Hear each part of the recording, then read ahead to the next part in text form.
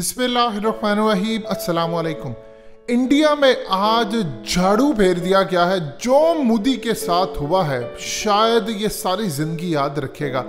Waste Bengal समेत कई state में इलेक्शन हुए, लेकिन सबसे ज्यादा अहम तरीन इलेक्शन था वेस्ट बंगाल का, जो ममता बनर्जी ने उड़ा कर रख दिया मोदी को। अर्ली सर्वेस कह रहे थे कि मोदी 292 में से कम 170 सीटें लेकर जाएगा, क्योंकि जो 146 से ज्यादा सीटें जीतेगा वही हुकूमत बनाएगा। और सूरत हाल ये पैदा हुई कि इस वक्त के जो रिजल्ट आए हैं, जब हकीकत टीवी की वीडियो आप देख रहे हैं, तो 209 सीटों पर इस वक्त ममता बनर्जी लीड कर रही है और मोदी की हुकूमत बनाने की ख्वाहिश पूरी तरह टूट गई और बीजेपी इस वक्त 79 सीटों पर लीड कर रही है। जितने इनके मीडिया ने जाली सर्वे अर्ली दिखाए कि ममता बनर्जी शिकस्त खा रही, ये वही वेस्ट बंगाल का इलेक्शन है जिसकी वजह से पूरी दुनिया में मोदी पर। मजीद डिस्कस करने से पहले इस वीडियो को लाइक करें, हकीकत टीवी को सब्सक्राइब करें और बेल आइकन पर जरूर क्लिक करें। क्रिटिसिज्म इस वक्त हो रहा है कि कोरोना की वेव चल रही थी जिसकी वजह से इन्होंने इलेक्शन करवाया।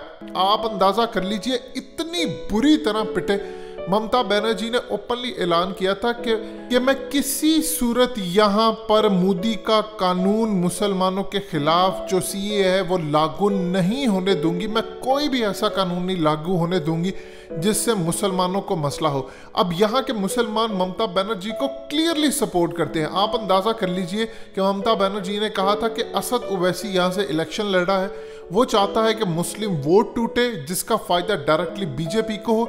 मुसलमानों ने असद ओवैसी और दूसरे अवैसी बरादरान दोनों को, किसी को वोट देने से अपने आप को दूर रखा और ममता बनर्जी को वोट दिया।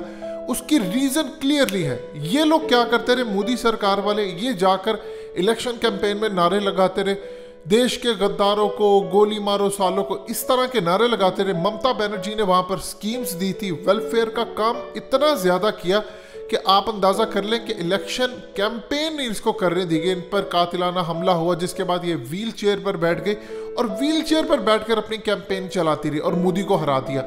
इवन के अमिताभ बच्चन की जो बेगम है जया बच्चन, उन्होंने कहा, वो इनके साथ खड़ी हुई, उन्होंने कहा एक अकेली औरत ने पूरी की पूरी बीजेपी की तहस नहस कर दी। और सूरत हाल ये पैदा हुई कि इन्होंने कैंपेन में बहुत सारी चीजें जो बाद में इन्होंने फ्यूचर में काम करने वो किए, लेकिन जो स्कीम वो चलाती आ रही थी, मिसाल के तौर पर इंडिया में आप जानते हैं कि अगर लड़की पैदा होती है इन स्टेट्स में तो पसंद नहीं की जाती।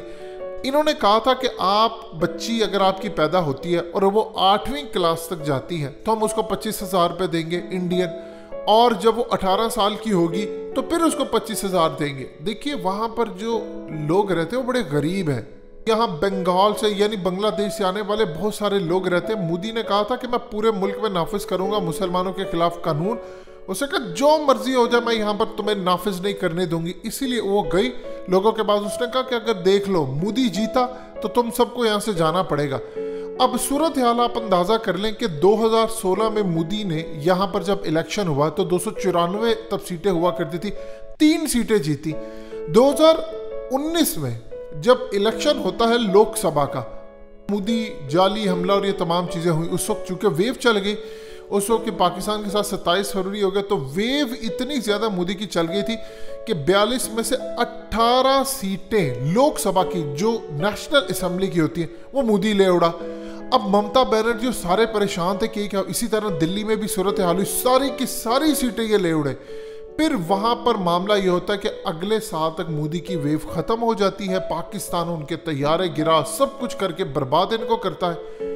दिल्ली में इलेक्शन होता है तो अरविंद केजरीवाल 2/3 मेजोरिटी से भी ज्यादा ले जाता है। उसके बाद वेस्ट बंगाल में जब इलेक्शन होता है तो मोदी का वोट गिर जाता है। ममता बनर्जी जितना वोट पहले लेती है उससे कई गुना ज्यादा वोट वो ले जाती है, लिहाजा इलेक्शन पूरे का पूरा उसने स्वीप कर दिया। केरला के अंदर इलेक्शन हुआ, 3 सीटें मिली मोदी को। वहां पर तो सूरत हाल ये है कि केरला में पढ़े लिखों की तादाद इतनी ज्यादा है कि जहां पढ़े लिखे ज्यादा होंगे वहां मोदी हार जाएगा। अब इन्होंने काम क्या किया, इन्होंने काम ये किया कि वेस्ट बंगाल में मिथुन को उतार दिया जो अदाकार है, और चूंकि उसकी वहां बड़ी अच्छी खासी फॉलोइंग है लेकिन लोग नहीं इन थ्योरीज को बाय कर रहे।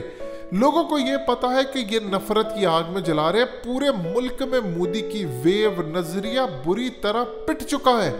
और आप सोचें कि जो इंडिया की इस वक्त ऑक्सीजन की शॉर्टेज हुई है, चूंकि इलेक्शन 1-1.5 महीना पहले हो चुके थे, अगर ये इलेक्शन अब होते, इनका रिजल्ट आता है बड़ी देर बाद क्योंकि स्टेट्स बड़ी है, अगर ये इलेक्शन आज होते तो ये जो 79 सीटों पर इस वक्त लीड करें, ये कम होकर 30-40 पर आ जाती। मोदी को अंदाजा हो चला कि उसका खेल खत्म हो गया, लेकिन यहां पर ठीक है, इस सूरत हाल को क्या करवाएगा। देखिए, रूस के साथ हमेशा से रही है कांग्रेस, अमेरिका के साथ है बीजेपी, कभी मोदी के साथ ट्रंप आ रहा है, जप्पियां चल रही हैं, कभी वो कह रहे हैं अब की बार ट्रंप सरकार, वो कह रहा है अब की बार दोबारा मोदी सरकार, कभी वो विराट कोहली की तारीफ ट्रंप कर रहा है इनके पास, कभी कुछ, यानी ये तमाम फैक्टर्स जितने भी थे वो इनका वक्त पूरा हो चुका है। अब ये चीजें नहीं चलेंगी। लोग रोटी मांगते हैं, लोग ये नहीं कहते। इसी तरह पाकिस्तान में भी सूरत हाल है। अब जितना मर्जी कहते रहे इमरान खान ईमानदार है, आप जितना मर्जी कहते रहे उससे वर्ल्ड कप जितवाया, शौकत खाना बनाया, लोग कहते हैं अच्छी बात है, लेकिन आप महंगाई कम करें क्योंकि हमारा इन चीज़ों से पेट नहीं बढ़ता, हमारे बच्चे भूखे हैं। अब इंडिया के अंदर सूरत हाल ये, अमेरिका असल में खुश है कि मोदी हारा है। मोदी के हारने से अमेरिका इसलिए खुश है क्योंकि वहां पर अब वो मोदी को ब्लैकमेल कर सकता है कि देखो तुम्हारा टाइम पूरा हो रहा है, अगर तुमने हमारी बात ना मानी तो इलेक्शन नहीं जीत पाओगे। पूरा एक एनवायरनमेंट क्रिएट करेगा क्योंकि आप जानते हैं सीआईए की पावर इतनी है, वो किसी भी मुल्क में हुकूमत बना सकता है, गिरा सकते हैं। ये लोग बड़े पावरफुल हैं। अब इन्होंने मोदी के एक ही एजेंडा उसके पास रह जाएगा कि तुम्हें अगर इलेक्शन जीतना है तो तुम्हें ऐसी एक लड़ाई करना पड़ेगी पाकिस्तान या चाइना के साथ जिससे तुम इलेक्शन जीत सको। क्योंकि परफॉर्मेंस बेस्ड जहां तक बात आ रही है तो परफॉर्मेंस की तो आप देख ले, हालत ये है कि वो स्टेट टू स्टेट हारता जा रहा है। इवन के ओवैसी बरादरान इन्हें आकर जो किरदार अदा करना चाहा वो हमेशा से वही किरदार अदा करते हैं जो थ्रू आउट उनके बड़े अबाव अजदाद करते आ रहे थे पाकिस्तान के खिलाफ। यानी आप अंदाजा कर लें कि जब ड्रामा इन्होंने हमला किया पुलवामा का, तो उस वक्त ओवैसी बरादरान कह रहे थे ये तो आईएसआई ने करवाया, ये तो इमरान खान ने करवाया, और उसकी सूरत हाल ये पैदा हुई कि उन्होंने उसका फ़ायदा डायरेक्टली मोदी को पहुंचा दिया। इलेक्शन में अपनी वो सीटें निकाल कर ले गए और यही आकर उन्होंने वेस्ट बंगाल में करना चाहा। मुस्लिम अगर वोट टूट जाता तो आज मोदी इक़्तिदार में होती। उस अकेली ममता बनर्जी ने, अकेली औरत ने खड़े होकर पूरे के पूरे हिंदुस्तान को पैगाम दिया है कि हम इनका ऐसे सफाया करेंगे कि तुम सोच भी नहीं सकते। जितने सर्वे रिजल्ट आ रहे थे 200 सीटें लेकर जा रही है फलाना। अब इंडिया, एक चीज ध्यान में रखिएगा, मोदी को समझ आ गई है कि परफॉर्मेंस तो उसकी है जीरो। इलेक्शन जीतना, गद्दारी का निशान लगाना, जो इस पर क्रिटिसाइज करे उसको कहे कि तुम गद्दार तुम हो। इनको समझ आ गई है कि हमने 2019 का इलेक्शन जीता था एक हमला करके पाकिस्तान पर, वो अलग बात है हुआ नहीं, लेकिन अब अगर इलेक्शन जीतना है तो परफॉर्मेंस तो है नहीं, कुछ दोबारा इसी तरह का करना पड़ेगा। और यही वो सिचुएशन है जिसको अमेरिका कैश करवाना चाहता है। ना क्यों बार बार वार्निंग जारी करता रहा कि इंडिया की जो सूरत हाल हो गई है, मोदी सरकार इस वक्त डाइवर्ट कर सकती है सिचुएशन को। अगर ये इलेक्शन जीतना चाहते हैं तो इनके पास एक ही सूरत हाल बाकी बचेगी आने वाले सालों के अंदर। अब ज्यादा देर मोदी के पास रह नहीं गई, उसने सिर्फ और सिर्फ अपनी इलेक्शन कैंपेन से जितना मर्जी वो कह ले, उससे पूरे का पूरा इलेक्शन जीता ही पाकिस्तान के ऊपर था।